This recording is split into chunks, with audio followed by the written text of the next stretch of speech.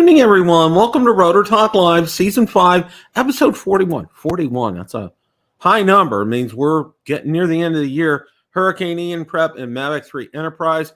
Hope everyone is doing well this evening. Yeah, we're going to get to Hurricane Ian. I got a lot to talk about with that coming up. Ron's going to join us at the bottom of the hour. Marcus should join us here fairly shortly. Let's see who's here and make sure we get everyone greeted properly. Quadcopters in Tech, Jaybird, Mr. Stephen Ewing, Sergeant Rock, Leonard Oglesby, Quadcopters in Tech, Drone Shots, Jody, Johnny Drone Flyer.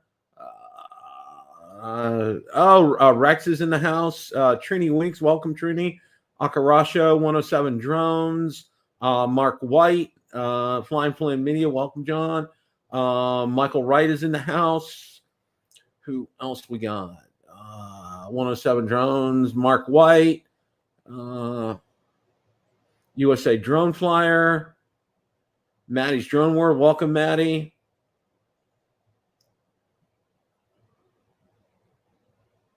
Dr. Ted is here. Jamie Miller. Captain Ray Kelly is here. Artco is here. Welcome, Art. Mr. Barry Markowitz. Welcome, Barry. Good to see you tonight. All right. Got a full house. We're going to say probably about 20 hours or so, maybe a little less, about when Ian's going to hit. So just want to keep that in perspective. And we're going to cover all that coming up here in a little bit. Actually got a few things to talk about. And I'll lead up to it. Work. Okay. And I thought you'd like to know this in conjunction with hurricane prep. And I'll talk about this now. Tomorrow's a half day. Thursday, we're off. Friday, they're going to have us call in either at a special 800 number for home office employees or check out on the website, and they'll let us know whether or not the offices will be open. I've yet to hear that if, there's a power outage and we can't get on here and it's not safe to drive, what's going to happen with that. So waiting to hear on that. And my wife's off tomorrow and Thursday as well. Schools are closed here. Yeah, it's a whole different beastie here, guys. All right. Got a lot. Actually, do have a lot to talk about tonight. I did find a few things here. Drones and sporting events don't mix, okay? It's incredible. Wow. Stupidity. I don't know if that's the right word for it, or I'm not sure. I'm not sure. Well, it's somebody wanting to get themselves known, and this gentleman apparently is well known or person. Drones flying over Lumen Field in Seattle prompted delays of 2 different football games this weekend. Seattle temporarily halted games with the NFL and the NCAA over the weekend. UAVs were spotted in the fourth quarters of Saturday's University of Washington Stanford contest and Sunday's Seahawks Atlanta Falcons matchup. Both resumed several minutes after the craft violating the banned airspace around Lumen Field departed. And people wonder why we're having remote ID, okay? I think the FAA is being actually pretty lenient with us regarding this kind of stuff. But I'll tell you what, and I read this in several places. You want to put a stop to this, okay? You find this guy, you throw the book at him, make it very public, okay? And you won't get idiots to repeat this kind of stuff, okay? Because they do, stick them with mandatory jail time for this. I think the fine was like $37,000. I think that's way too low. It should probably be like $150,000, $200,000. Well, it's maybe an automatic year in jail time. And if you're a 107 pilot, suspension of your license, and just kind of make it very public with some of these people, because they're don't know why they're doing this. Okay, but for thrill seeking or what, but it's not working here, guys. It really, really isn't working. Now, in conjunction with that, all right, now there was a gentleman, you probably remember this, okay? He actually shot a video, and a federal grand jury has charged 2 men for illegally flying drones over an NFL and Major League Baseball game in Cincinnati. Dalian Dabney, 24, and Travis Lenhoff, 38, 2 separate drone incidents involving the Bengals and Reds games. The Bengals hosted an NFL playoff game January 15th. Dabney allegedly flew his drone illegally into the stadium during the game, hovering over players and portions of the stadium crowd. He not only recorded his illegal drone flight, but also posted the video to social media sites and YouTube. And I know you guys probably saw that. The second incident took place April 12th, which was opening day for the Reds. Lenhoff allegedly flew a drone into the restricted area of the Great American Ballpark during opening day festivities. To make matters worse, Dabney and Lenhoff did not register their drones with the FAA. God, it's just the level of stupidity here is insane. Despite such registration being mandatory for any drone that weighs more than 0.55 pounds and less than 55, and you guys all know that, the men do not hold remote pilot certificates either. Why does any of this not surprise me? Okay, seriously here. This is just too funny. So now each defendant is charged with operating an unregistered drone, which is a federal crime punishable by up to 3 years in prison. Dabney is also charged with violating a temporary flight restriction, punishable up to 1 year in prison. U.S. Attorney Parker points out illegal drone flights over sporting events become a growing problem and poses a direct risk to players and individuals in the stands. Okay. And then there's FBI agent, special agent in charge. Okay. Guys, I'm telling you, okay, you want this to stop, or you want to curtail it and kind of kick it to the curb. Okay. The answer is real simple. What you need to do, like I said, throw the book at him. It's absolutely, positively throw the book at him. If you throw the book at him, man, you know what? Other people are going to think twice about, did you see what happened to that guy out there? I don't think I'm going to take a chance on that. Okay. Yeah. That's 107 drones. Yeah, exactly. And you're right, Dr. Ted. People are stupid. People are beyond stupid. Okay. And don't get me started, because I have a rant going, and I'm going to talk about this here in a little bit about hurricane parties. Okay. It's just,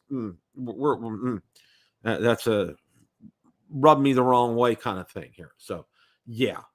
This just, wow. I got no words for this kind of stuff. This is just beyond stupidity here. Okay. Now on to a more pleasant note. You guys remember last week we had the giveaway, which was great.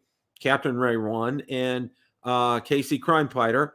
And Captain Ray, let me know if you got your shirt yet or not.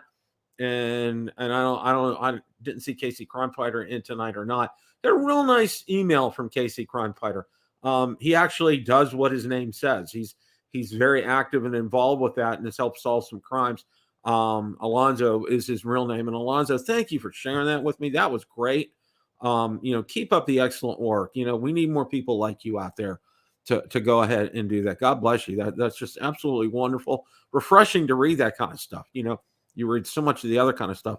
It's so good to see that. But you guys let me know, when you have gotten those. I told you I had five auctions up on eBay. 3 of them sold. They're gone. Okay. It was wonderful to pack up. People got some great Build a Drone Reviewer swag, some accessories, brand new accessories. There was a brand new drone in one of them, Snaptane. Yeah. Okay. But still, I mean, it's wonderful. There's 2 more left, and the starting bid is only $5. It's a pretty good deal for some great swag out there. So, and some people are I mean, you can't beat the deal. It really is. But no, it went really well, and I'm real happy about that. And we're gonna do some more giveaways, and I got some stickers to mail out to you guys. And trust me, I've been a tad bit busy and coming up, and I'll show you. I think you guys know why. But No, it's a lot of fun. I really enjoyed it, and great way to clear some extra space in the house. Bonus points with who. So that always helps. All right. DJI's new headquarters. Yeah, this one kind of surprised me because I thought, I knew this was underway, but I was kind of surprised it took as long as it actually did here. And let's go ahead and share the article. It from what the article says, it took 6 years to build this. One's a 44-story building, and the other is a 40-story building, and it looks like there's a skywalk that connects the two. Here's some more pictures of them, and pictures inside, and there's the skywalk. Points out it's first time an asymmetrical suspension steel structure has been used in high-rise towers of this scale. The innovative structure reduces the need for columns, thus creating uninterrupted workspaces that express innovation without borders and architectural terms.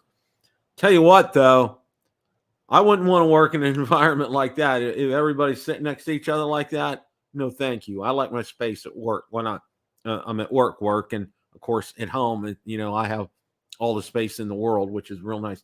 But no, that could not happen for me. But it is beautiful architecture. Look at this, and I'll take a pass. I'm not a real fan of heights, so we'll definitely take a pass on that. But it's kind of neat. The buildings are connected like that. Some great pictures. It is very beautiful.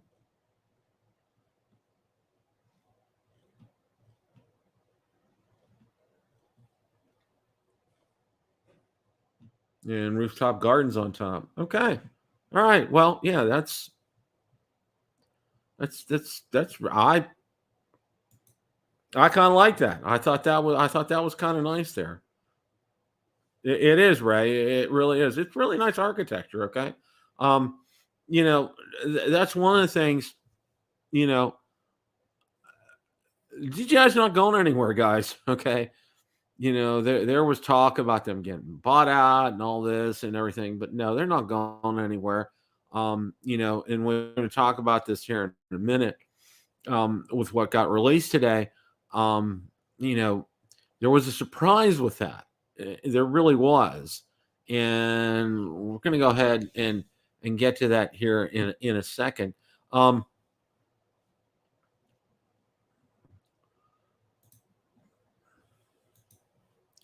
Mavic 3 Enterprise is released today. Okay.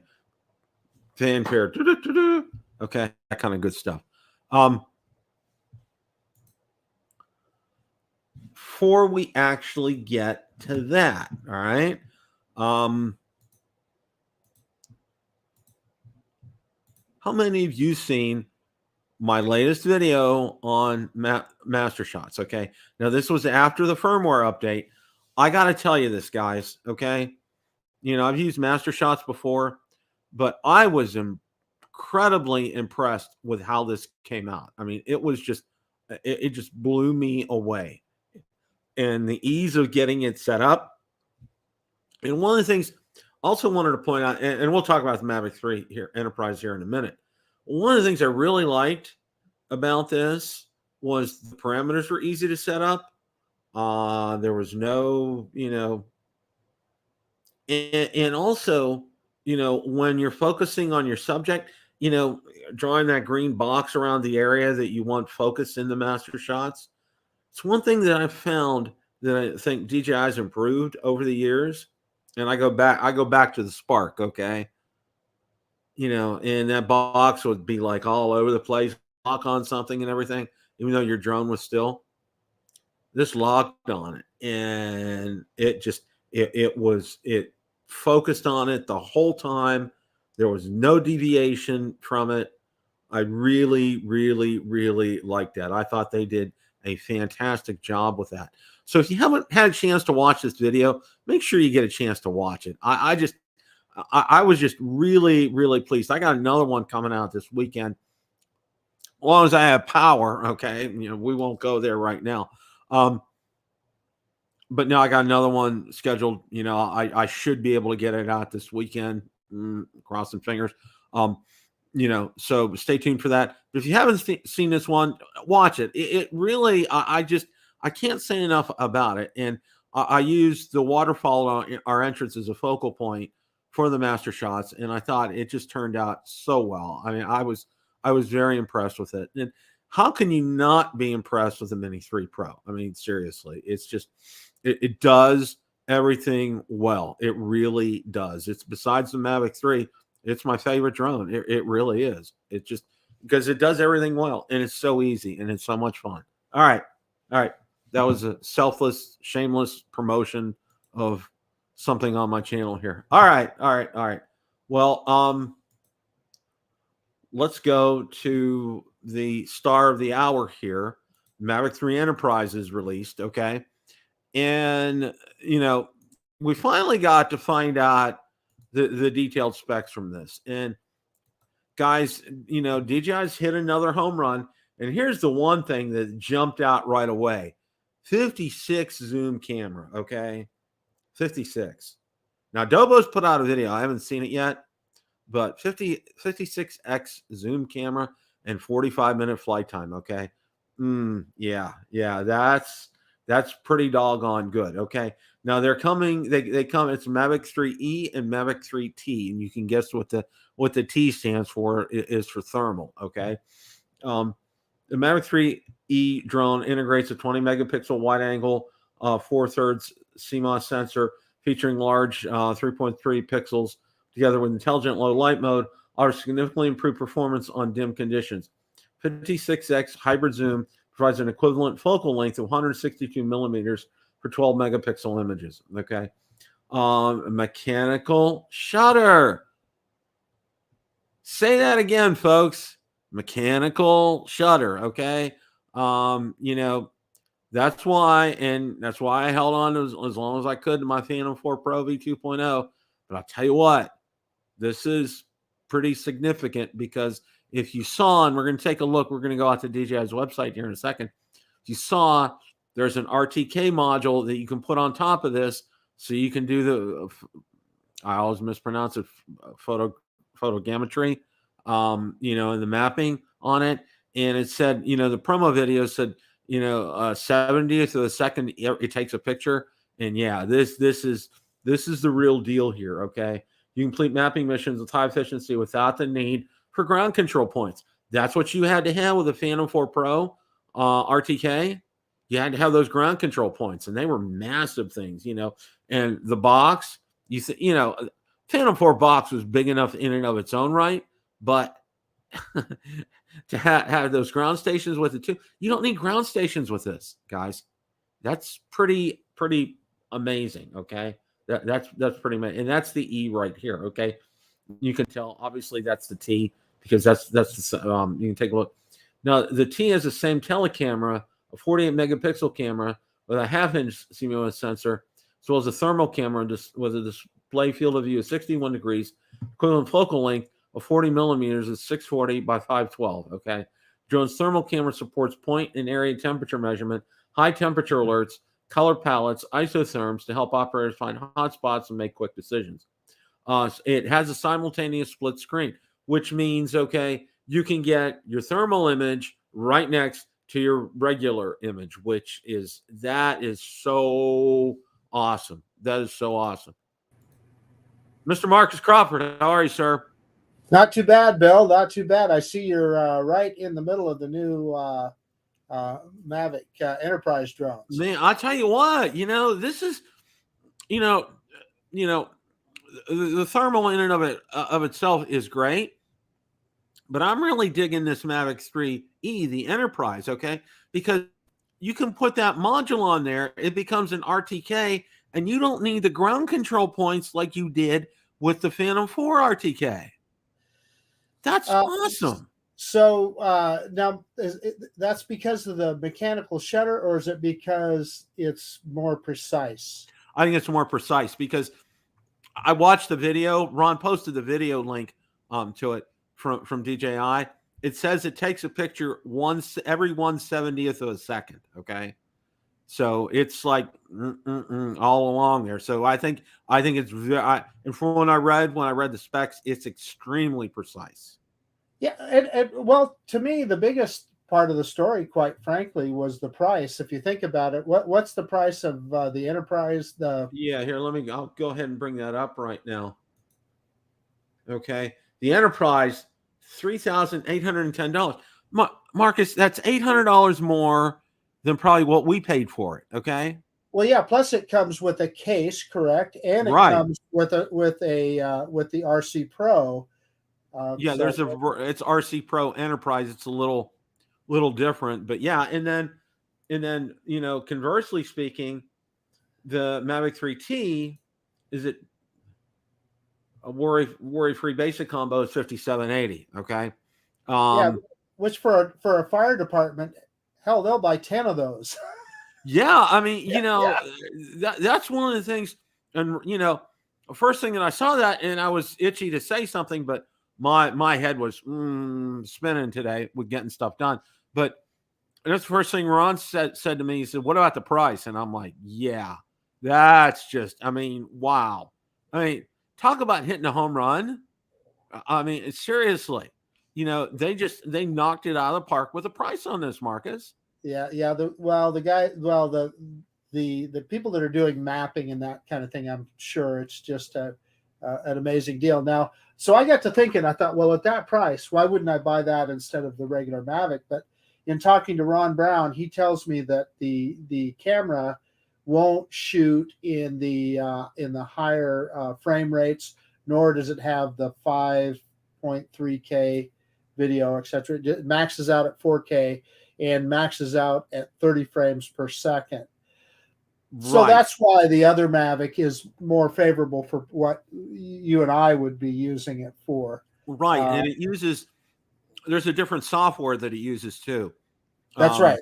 This has the Enterprise software, correct? The Enterprise software. So it's different and it's not set up like the Fly app is. So, I mean, but for those who are going to, in the mechanical shutter, I mean, seriously, okay. And I was just saying this, all right, because I know Michael Wright, and I know Michael likes his Phantom 4 Pro V 2.0, and I still like it too, Michael. Don't get me wrong, okay. But everybody was saying, and that was the last thing that people could say about it. It was the only DJI drone that had that mechanical shutter. Well, now, okay. Now we have the Mavic 3 Enterprise. Here we go. All right. Mechanical shutter. It's there. Okay.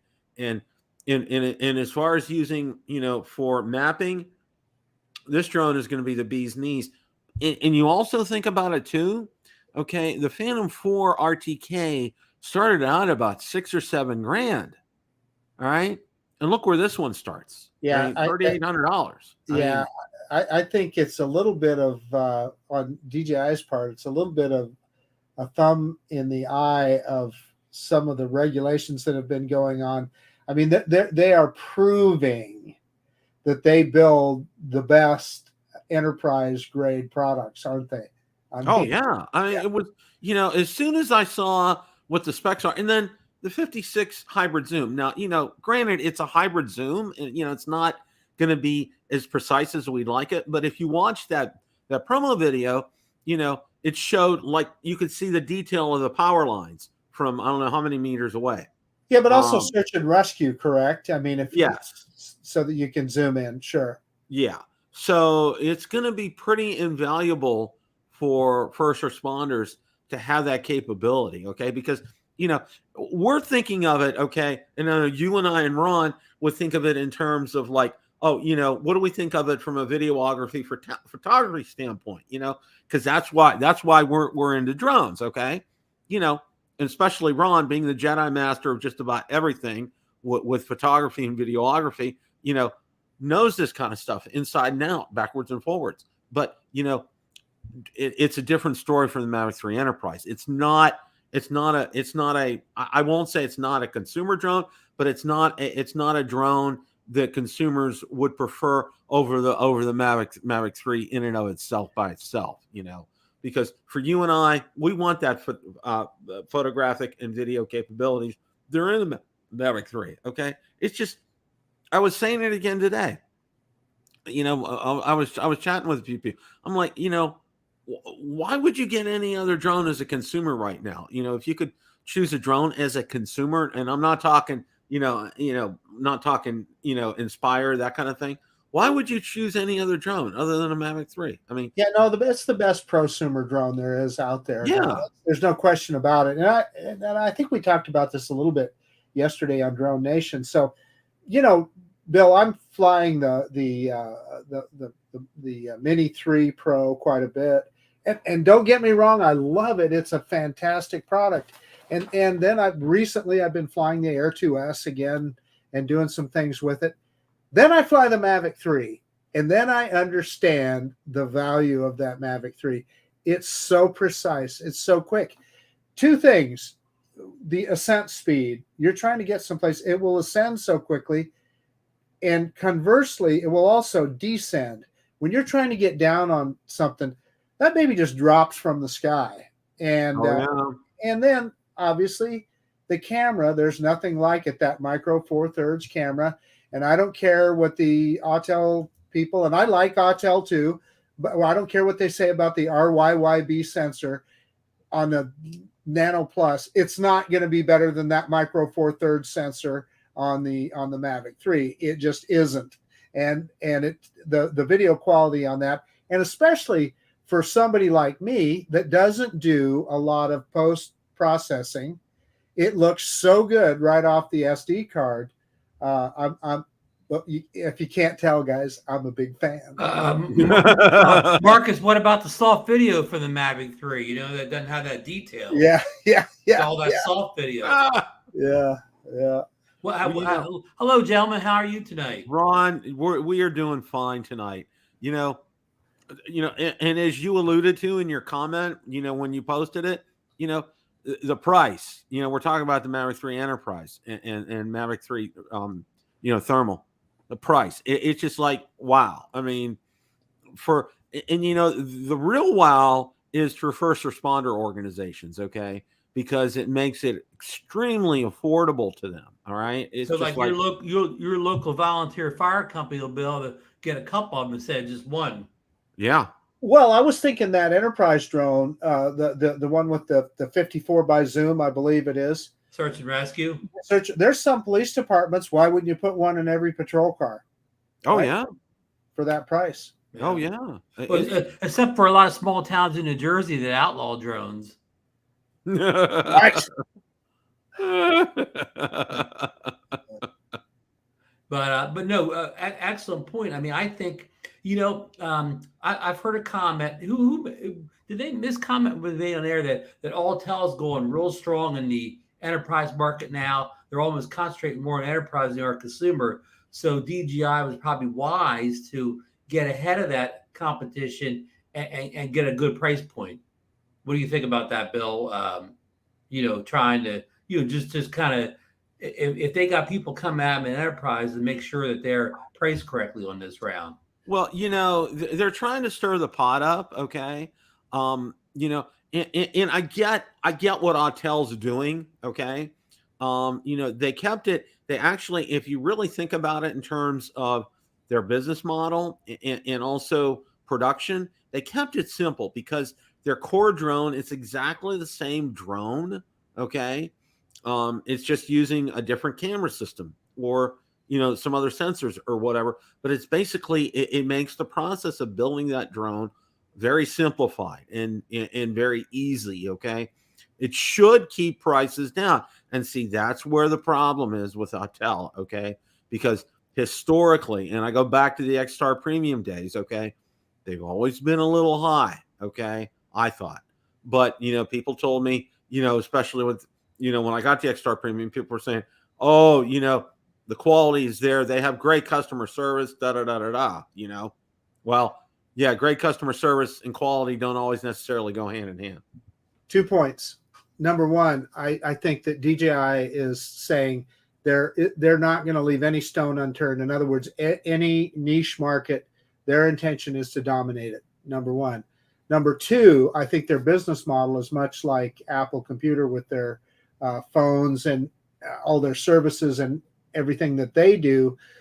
Yeah, Bill, you can get out your Samsung phone and there's things that it'll probably do better than this iPhone 14. But what Apple does is they make the whole thing work good, and they make an integrated system, and they don't leave one little niche, one little stone unturned. And I think that's kind of what DJI does. You're exactly. Their business model is very similar. Apple's business model with DJI's, they're very, very similar. Okay. They really, I mean, okay. I was reading, for example, okay, and this was posted on with ham radio stuff. All right. They're talking about it's like, and I don't, for lack of a better term, it's like a new not a new GPS system, but it's with the iPhone. And, it uses satellites to help find you, like if you're off grid. This'll do it. Yeah. Okay. Yeah. And they were talking about that because, people were saying, oh, that's going to make ham radio obsolete. And I'm like, no, guys, it's not going to make ham radio obsolete. I'll tell you what it could affect, though, Bill, is like, there's obviously a lot of wilderness here in Idaho. So I have one of those little spot transmitters that if I'm out on ATV or motorcycle and I'm way out in the mountains someplace, if something happens, you break down or something and you need help, well, that can send a message to do it. I don't need that anymore because I've got this. Yeah. Hey, I want to back up just a step to the price of the enterprise drone. Bill, this is going to make it not tough, but it's going to make people really scratch their head. Say people that are first responders in a state like yours, Florida, which is going all out to ban DJI enterprise products. Okay, so now this enterprise product comes out from DJI, and it's priced half the price that they're paying with somebody else's enterprise drone. So if they're on a tight budget already, they got to look over and say, oh man, this Mavic 3 Enterprise is everything we need for half the price we got to pay for the competing product, but yet we have been regulated not to use it. And I'm not saying that's good, bad, or whatever, but when it comes to costs, it's going to roll in people's heads, Bill. Yeah, Ron, one of the things my dad had always taught me growing up, he says, you can say what you want to about a product, but the bottom line is this, okay? How much is it? All right. And he always says, say what you want to, you can say all the fluff in the world, but how much is it? All right. You can have every bell and whistle, but bottom line, how much is it? And he always said, be wary of somebody who keeps telling you everything that you want to hear except the price. Okay. And that's kind of, I want Autel to succeed. Don't get me wrong here, but you know what? Okay. It's always about, they have a tendency to really kind of skyrocket that price all and the let's time. not just pick on Autel. I mean, Parrot's big in the enterprise. Well, not big, but they're in the enterprise drone in the U.S. Scudio's in enterprise. Scudio too, yeah. There's several names that we know are making inroads in enterprise, but now with this price point here released today, those companies are going to have to kind of stop and think a little bit, Bill. Yeah, they are. They really are. Yeah, Ron, you just really made a great point there. I'm a big fan of Skydio. I'm enjoying my Skydio 2 still. But what has Skydio done for the consumer drone market, like the three of us? Really, really not much. They've added some features to that drone, which I love, like the keyframe feature and so forth. But if I'm going to go out and fly a drone, it ain't going to be that Skydio. I wish it was, but it's not. It's going to be one of these DJI drones. And the same thing with Parrot. Now, Ron, you and I were both big fans of the Parrot Anafi. Big fans of that little drone. It worked well.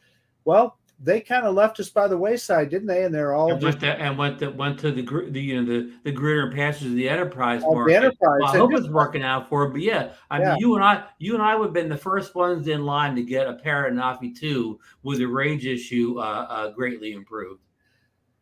Yeah, I mean, it's still, to this day, that's actually still a pretty pretty good, damn good drone, as a matter of fact. Yeah, I mean, again, yeah. if they would, of course, I mean, they have other upgrades, but if they would wait a year, even 2 years, and came out with, again, a new version with much better range, signal strength, whatever you want to say, we'd have been in line to buy the next one. Yeah, exactly. So I guess the point that I'm trying to make right here is that I appreciate DJI's approach to the market. They're, like I said, they're all in on enterprise, but they're not leaving the consumer, people like us, behind. Right. Exactly. And you make a very good point there, Marcus, because a lot of the other companies don't have the resources to do something like that. DJI does. They do. Hey, Bill, you may have said it already before I got in the show, but can I say one thing? I've been asked this question 1,000,000 times over my years of making YouTube videos. Mechanical shutter. Yeah, I say it again.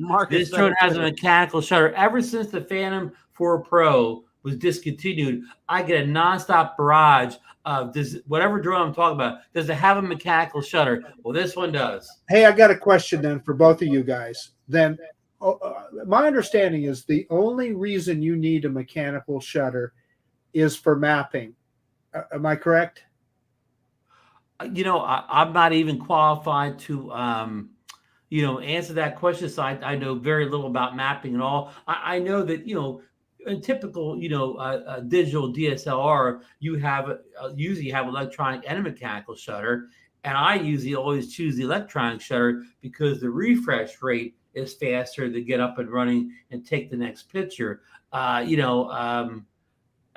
used to know the supposed benefits of the mechanical shutter, but to a hobbyist photographer, they meant little to me. So I immediately switched to digitals, but I'm not qualified to answer that question. But that's kind of my point. Is you're talking about everybody asks for a mechanical shutter, but what I'm saying is maybe 0.5% of the people that buy that drone really need that mechanical shutter. And those 0.5% of people, they watch every YouTube video and they go in every live stream and say that stuff. But they may be small, but they're a very vocal group.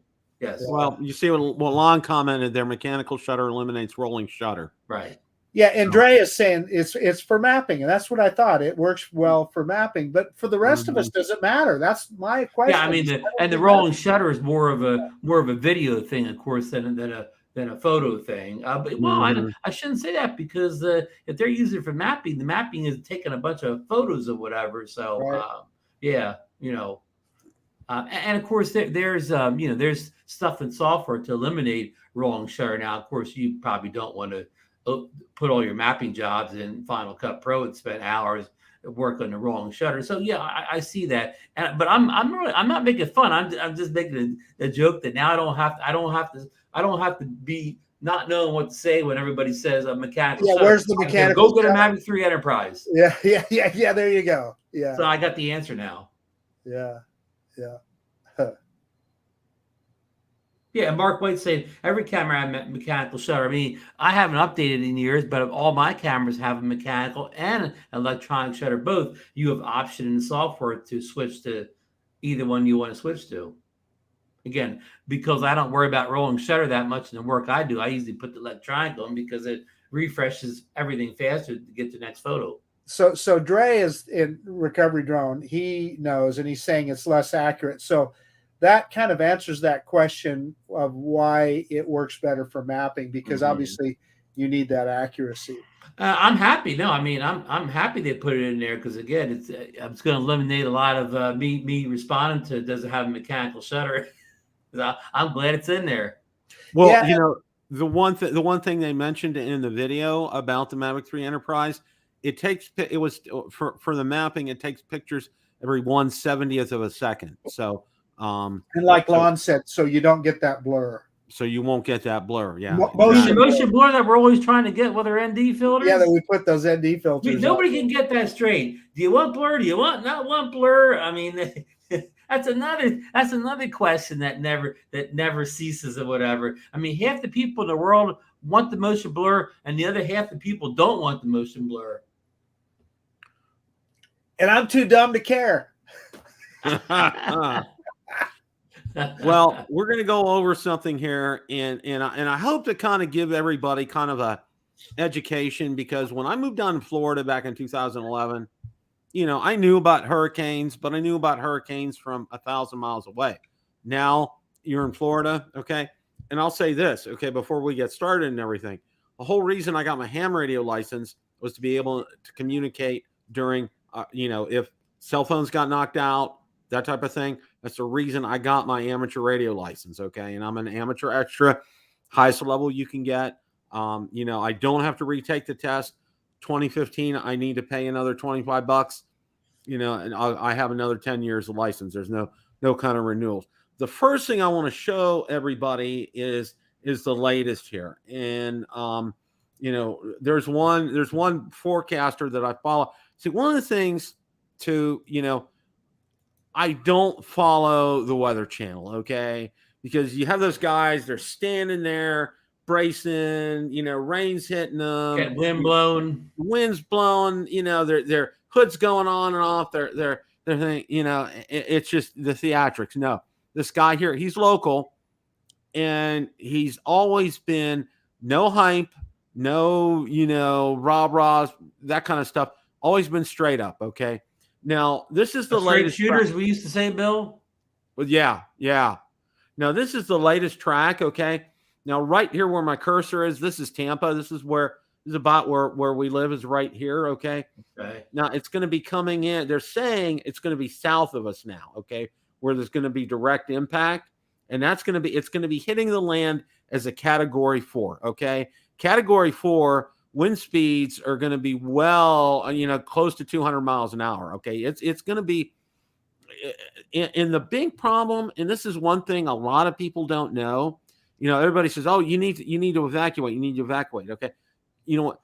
Those in the low-lying areas, okay, they've already issued mandatory evacuations for those people in the low-lying areas. It's the big problem is storm surge. Okay, they're saying in some areas it could be 10 to 12 feet of water coming in. All right, now and that's for the lower areas. Now where we're not in a flood zone and we're not in an evacuation zone. But what's going to be real interesting is when I get the all clear, maybe sometime on Thursday, I'm going to throw the Mavic 3 up and take a look, and see, because I can actually see pretty far down towards the coast, down towards the Gulf, and see how bad it is down there. And I also want to take a look and see how we have a major route that's like 2 miles from where we live. So I want to see how that is, just to kind of check. Bill, don't take a mini drone up. No. But I did get out. That's what I worked on today was I got now here. This is interesting here. This is the one that talks about storm surge. Okay. And the different colors indicate a different level of storm surge. And where the orange is, that's where, and the red is, that's going to be probably the 10 to 12 feet of water. Okay. Oh, boy. Anything along that coast right there, it's going to be completely inundated. Okay. Now, is there any chance of that storm coming into Tampa Bay and coming all the way, getting caught in the bay and coming through? Well, see, and that's one thing. This is a very rare type of hurricane, Ron, because, for a hurricane to come around and make that bend up into the Gulf, okay, it has to be really powerful to do that, okay? Because most hurricanes are either going to go up the Gulf and maybe hit Texas or Louisiana, or they're going to head out maybe over the southern part of the state and then hit the east coast of Florida, okay? But it's rare that we get that. Now, the last time we got hit with a hurricane was Irma. And what happened with Irma was, okay, it came, it made landfall like around Naples, which is southeast Florida. And then by the time it got up to us, it wasn't even a Cat 1 anymore, but it was a lot of rain and a lot of wind and some tornadoes that happened. But this time it's going to be a lot different. Now, this is the latest, what they have right here. It's only going at 10 miles an hour. So that's why, you see like it's close, but it's not really that close, because it's only, while these wind speeds are 125 miles an hour, it's only moving at 10 miles an hour. It's going really slow. But the thing is, it intensifies when it's out in the Gulf because it's getting fed all this warm air. And I got to pass this on too. Right now, you step outside, you might as well take a shower, because the humidity is close to 100% as you could possibly get. I mean, temperature was low today. It was in the mid 70s, but the humidity, Oh, it was absolutely horrible. It was Oh. absolutely horrible. Now, the other thing I want to show you guys is this. I'm going to show you. Now, this was in a parking lot today by Publix. Look at all those. This is the milk and bread line. Pretty much. Okay, this is just it was like complete standstill here. All right. Now here, Oh, you got your hurricane shutters up already. these are hurricane shutters. These are corrugated metal shutters. So, Bill, is that's something you installed yourself? No, we hired. There's a company that was going around. They charge us about $350 to do it. That includes taking them down at the appropriate time as well. Now it almost looks like Bill, is that all your outdoor furniture? That's all the outdoor furniture. Because you don't want that outdoor furniture wind up in the next zip code, huh? Yeah, no, that's the side of the house. Now, how those trees? Will those trees be safe out there? That's a real good question. And you can see this. I brought this box in from the garage, and Valerie yelled at me for getting all these tarps. Okay. Oh, okay. And I said, well, and now you can see we brought our plants in from outside. I see the coat hanger. Mm-hmm. There's your exercise. But there's all our. Now, Bill, the most important question: will your drones be secure during this storm event? Oh, that's coming up here. Now, this right here, these two batteries that I have right here, these are lithium phosphate batteries, okay? Right. These are batteries that I use to power my ham radios, okay? Okay. I thought you were flying FPV when I saw those batteries, Bill. And no. And what they have right here, that's called Anderson power poles. And most ham radios have some type of adapter to be able to plug this directly in. And these batteries run forever, okay? These lithium phosphate batteries, they just absolutely run forever. Okay, now that was from last week. But it looks better there. Okay. But then today, all right, going to Publix. Not only there are several things that are empty, but there was a run on Coca-Cola today. Oh, no Coca-Cola. I mean, it was. Oh, and the other thing, I go to the store. My mother-in-law is coming to stay with us because she lives. Their home is basically it's a trailer set on a foundation. Okay, it doesn't look like a trailer, but it is. So people who live in spaces like that are asked to evacuate. Okay. So we'll happen, Valerie's going to pick her up around noon tomorrow. Okay. So when I went shopping as soon as the store opened this morning because it wasn't really that bad. But one of the things, no Fritos. Okay. You go there. It's odd what people are hoarding. Now, one of the signs they had on the door was no more than 4 cases of water per person. All right. Okay. And the other thing was you can't get money. They weren't giving any cash back. Like you use your debit card to pay something. You wanted to get $20 back. They weren't doing that. They were, it was kind of along those lines. So, this is just, it's just, So if you want to use your debit card, it better be pretty much on the nose. The thing, like if it, like if the order comes out to $30, all you can just pay 30, yeah, or debit 30, yeah. I wanted to see if. What about the Twinkies, Bill? Did they eat all the Twinkies? We're charging both the Mavic 3 and the DJI Mini 3 for after the hurricane passes when it's safe. I want to take them out so we can be able to look to see how the roads are and whether or not it's safe to travel. There you go. Getting ready for Hurricane Ian involves technology as well. And you can see here, I have 3 Anchor power banks, and then that is a rechargeable flashlight that's there. Also, we have a Midland ER300 emergency hand crank radio. You can also charge your cell phone with that. If you look on top, that does have a solar power panel on there, so that is charged by that. It does have an emergency SOS beacon that flashes. It's on the front, and it's also a radio. You're able to get NOAA weather radio alerts. Then I have my unit and scanner right here. That is going to be such a trusty tool and will come in very handy. I've got 2 batteries for it, so that should be good. Have a 30-day lantern here. Had that for several years. It runs on D batteries.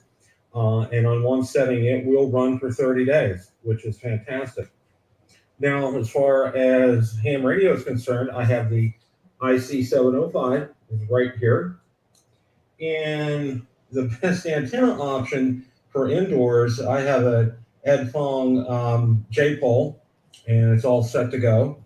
And then my Bioenno battery for the 705, it's all ready to go. Plus, I have the regular 705 battery. So we're covered on the technology front.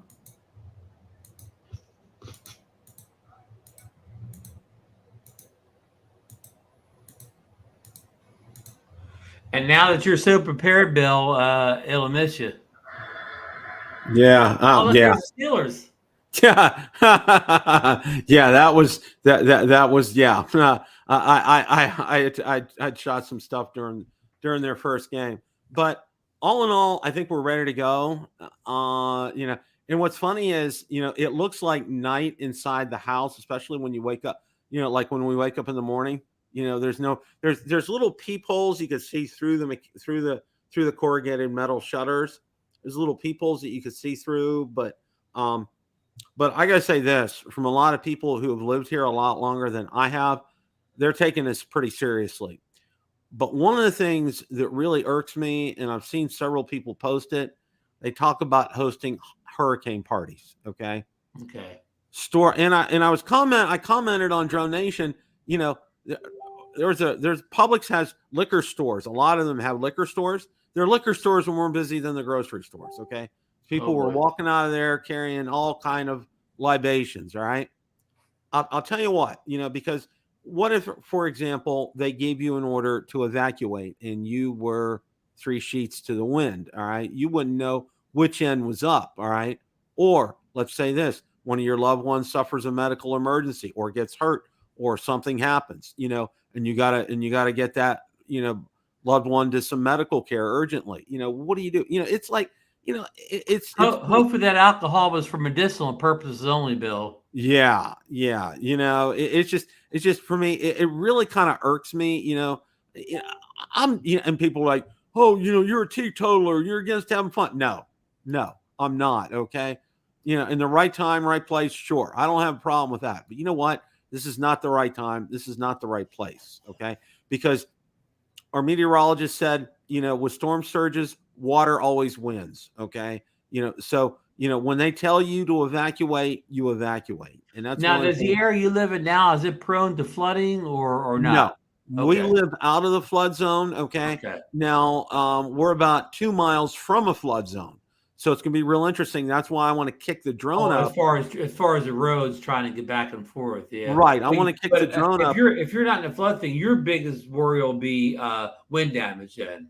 Right. Our biggest concern is going to be wind damage. We got an extensive email from the property manager here where we live that talked about, if, say one of their, on the commons areas, if yard debris or whatever kicks into your yard, to call the landscaping company and they'll come take care of it. However, if it's your own stuff, you have to take care of it. Okay. That's actually on your property. But what's real nice is, behind our house, we only really technically own 2 feet back there. The rest of it is a common area, which is fantastic for us, and the grass is cut all the time anyway. I mean, we don't have to worry about that. That's one of the nice things about being a part of this community. Now, one of the things, one of the other things that I want to talk about is, you guys probably remember back in 2004, there was a series of like 3 hurricanes within 45 days or something. It was horrible. And the worst of the lot, it's debatable, but Andrew was really bad. And what had happened at that point in time, a lot of houses were still made of wood, the basic construction materials. After Hurricane Andrew, every house that's been built in the state of Florida is made out of cinder block or concrete block. That's good. And it was also ordered to have hurricane shutters. All right. Now, what was real interesting was our previous house, what it was kind of like a real real taut tarpaulin kind of a thing for our shutters. I wasn't a real fan of those, and I didn't think it could do much good if some flying debris was coming along, preventing it from coming into our windows. So, but yeah, that's real interesting, because a lot of people say, now see, and the other thing is, if you were to evacuate, okay, if you decide to go do it now, it's the worst time in the world, okay? You got to make that decision at least 48 hours before a hurricane hits you. Otherwise, those roads are going to be packed. Now, how far would you have to get away from Tampa to be out of the hurricane zone? Well, it's going to hit the whole state, because the way it's going up, it's going to slice. So you'd have to go up to Georgia or something. What it's going to do is it's going to end up in exit, and I think go back out into the Atlantic past Jacksonville. Okay. I was going to hit Jacksonville. It's going to hit Jacksonville. You know what I discovered last time I was in Florida, Bill? Jacksonville is the biggest city in Florida. Yeah, it is. It is.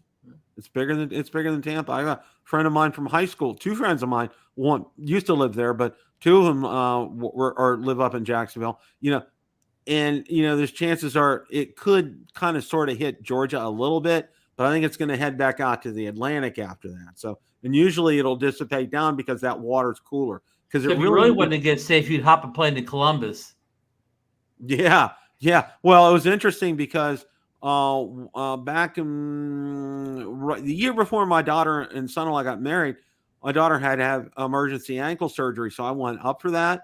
And as I was coming back, a hurricane was just kind of coming through, and it wasn't a really bad one, but the rain was horrible. And that's another thing, okay? Like in downtown Tampa, it's very prone to flooding down there. I mean, it's really bad down there. There's some areas, because they're so low lying, it's just really bad flooding. And then another thing, you get hit with the high winds, you get hit with the flooding, and then tornadoes out of nowhere pop up. Okay. It's just one thing after another when this happens. And you really got to be careful, because a lot of people think it's okay to go outside, but it's not. You really got to listen for when they tell you it's okay to go out, because one thing they'll do, if you go out before they tell you it's okay, and the police are out there, they'll arrest you, and they'll cart you to jail, because they don't want you out on the road. Okay. They want you staying inside until it's time to go out. Well, but we have that up north too. It'll be a big snow, and the governor will close the state down. But those idiots, they'll still want to get out and drive all over the place. Oh, I know. There were some idiots after Irma was done that were going out, and they were advised, not to go out. Like Irma it's the same thing. It was like it hit late night kind of a thing, and this is kind of like early night that it's going to hit. This one's going to be a lot more intense. So I think we're supposed to get 10 to 12 inches of rain overnight. So that's going to be fun fact here. Did you see what Ken placed it here, said in the chat? He said Jacksonville is only 17 square miles smaller than Rhode Island. We'll have to confirm that with Mark Fisher. Probably. I wouldn't doubt it. It's a big area. It's a big area. It's a big area to drive through too. When I come through the Florida Drone meetup, the first year I made the mistake of coming right through the middle of the city, but then I discovered a bypass where I can go around the city. I don't have to hit that downtown, because they got all those big ramps. Looks like you're in Los Angeles or something. Mm-hmm. Oh yeah. It's pretty big up there. So yeah, we're pretty much all ready. What they've told us as far as work is concerned, half day tomorrow, we're closed on Thursday, and then Friday morning at 8:30, either check the website or call a special number for employees to see whether or not our offices are open. And I asked my boss, says, of course you can work from home. That's not a problem. But I asked him, I said, what's the deal if we're out of power here and it's not internet, one or the other. Or internet's down as well too. And see, that's the big thing is our power outages. And Valerie and I are seriously contemplating getting a backup generator, but a backup generator with propane that sits outside that automatically kicks on. Oh, yeah, not one of the kind, not like the Honda or the one gasoline. Yeah. Yeah. My father's got one that it's hooked up to the gas, the natural gas.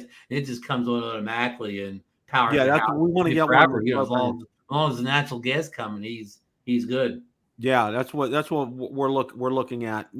Because I don't want to. It's just like because Maddie's saying in the chat you could probably guarantee the power is going to go at some point, Bill. Yeah, it is at some point in time. One of the things that we found out is food in a freezer, like we have a big chest freezer, you leave it closed, it'll stay okay for 48 hours. Refrigerator is only good for 4 hours. Okay. Yeah. And that's it. Yeah. I did buy about like 5 bags of ice.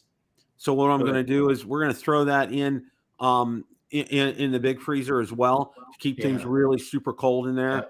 So because the food will spoil, and I'm not worried about the refrigerator. We got a lot of food in the freezer. Okay. So but I'm also looking, and I also talked to Valerie about there's those, they're big. They're not as big as those generators, but they're energy banks. Okay. And there's some that are big enough that can power a big appliance, say like a refrigerator, say like a chest of freezer. Okay. And also have the option to recharge by solar as well too. So, those are about $3,000 or $4,000, but by the time you spend that money, you can get a propane system hooked up to run your whole house. So, or you could refill that freezer with fresh food. Yeah.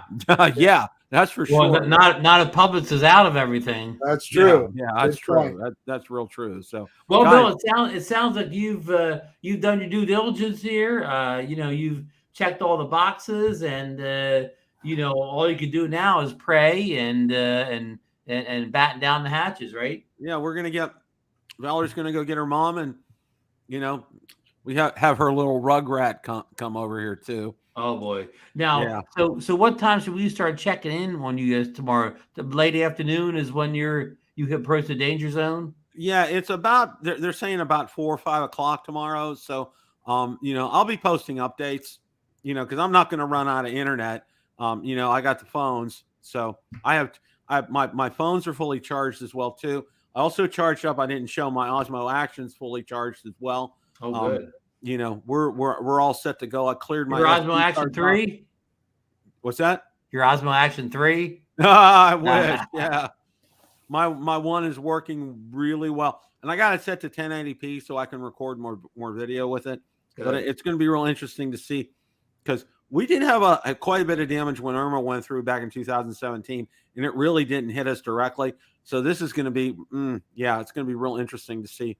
And what's really kind of an anecdotal thing is 2 of our favorite restaurants are down by an area called Apollo Beach, and that's right on the beach. Okay. That was in the evacuation zone. So I'm like, oh my, I told Valerie, I'm like, I hope they don't get They can be prone to some of that high wind coming right off the ocean, right? Oh yeah. Yeah. Well, they're very expensive homes down there too. Because they're on the water. I mean, it's just, I hope they had got good flood insurance. Yeah. Yeah. Well, duty, flood, and hurricane insurance both. Yeah, and then you also have to have sinkhole insurance too. Okay. Oh, yeah, boy. It's complicated down here in Florida. Really complicated. So you got to have all your ducks in a row down there, huh? Yeah, you really do. As far as insurance is concerned, Marcus, you have any closing thoughts? It's coming up on fall. I talked about this yesterday on Drone Nation. Time to get out there and fly your drones. The weather's moderating. The trees are turning color. Get out there and fly. Our good friend Lauren up in Canada, he's already captured some great fall colors up there.